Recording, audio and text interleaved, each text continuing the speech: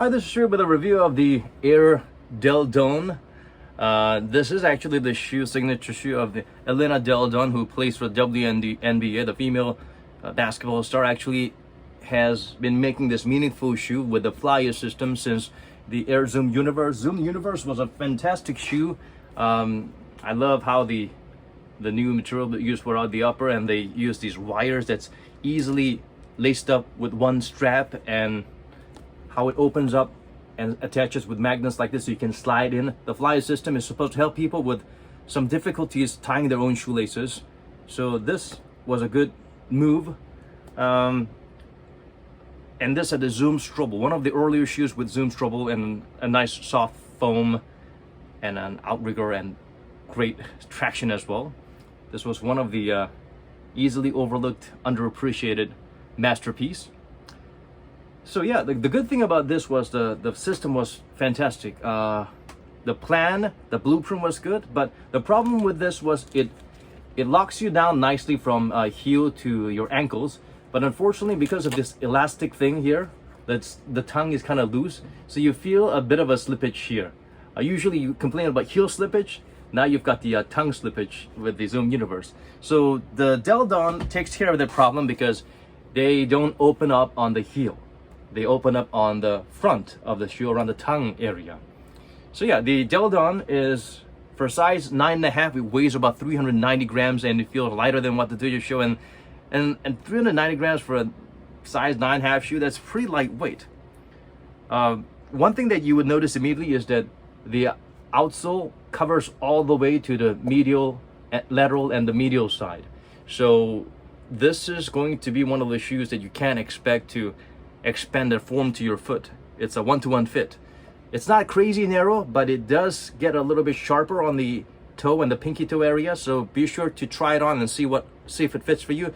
So this is recommended for narrow foot people, but if you're a wide footer, you'll have to go at least half a size up, or maybe even a whole size. But the problem is, this shoe is now very tightly tied up, and what happens is that this toe box area floats up.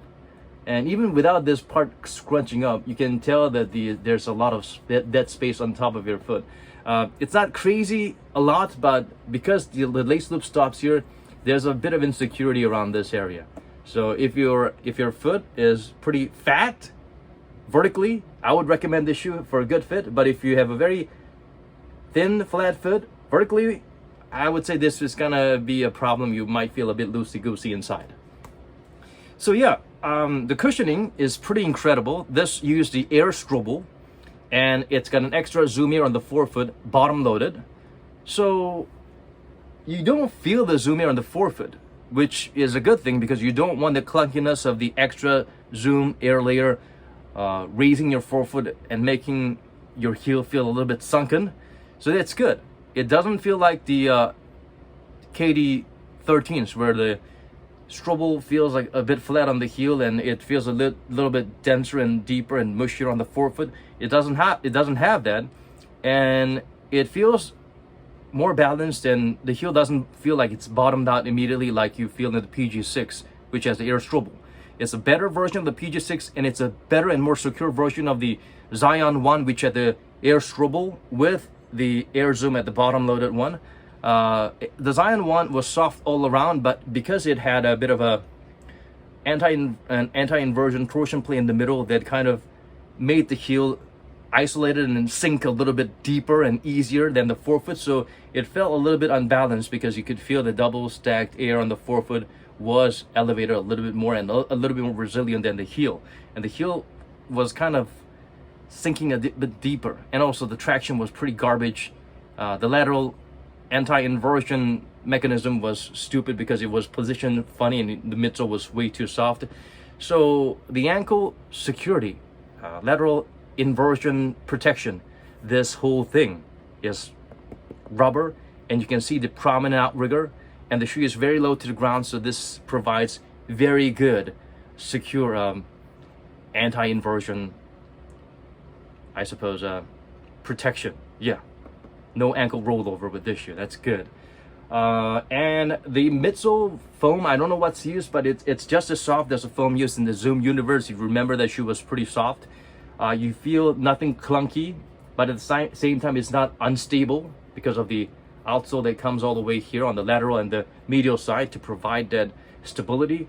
So it's an overall smooth ride, and it feels like either relatively flat but a little bit of a elevation on the heel, or it feels a lot flatter and safer than those with extra zoom in the forefoot where you feel a little bit elevated on the front, on the forefoot.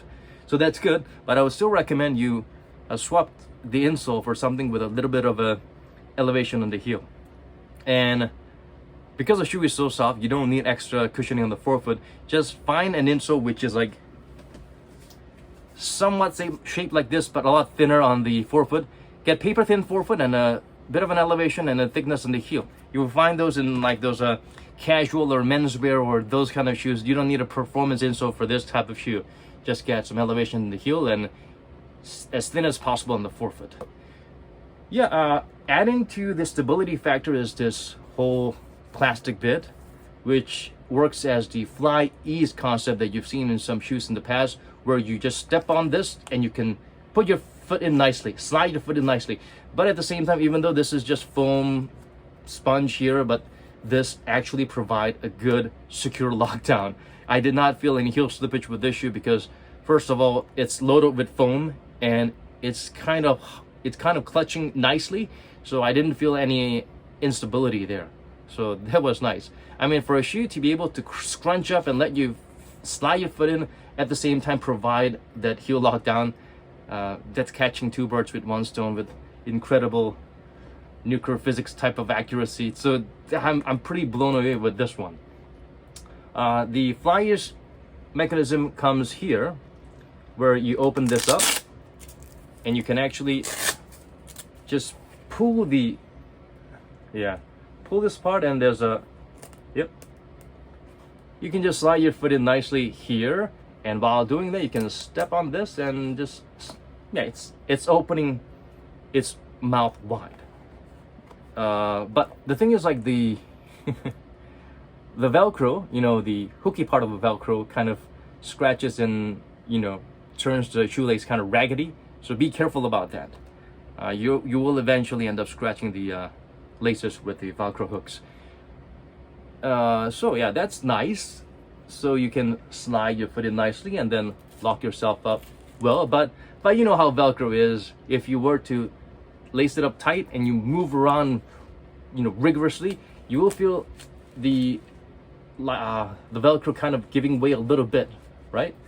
So what Nike did was, you have an option. You can either focus on the fly ease, where you can slide your shoe in and slide out of it nicely because you don't need that much security above your ankle, or if you need some tight, firm fastening around the ankle area, you can choose to ignore the fly ease and connect the laces here.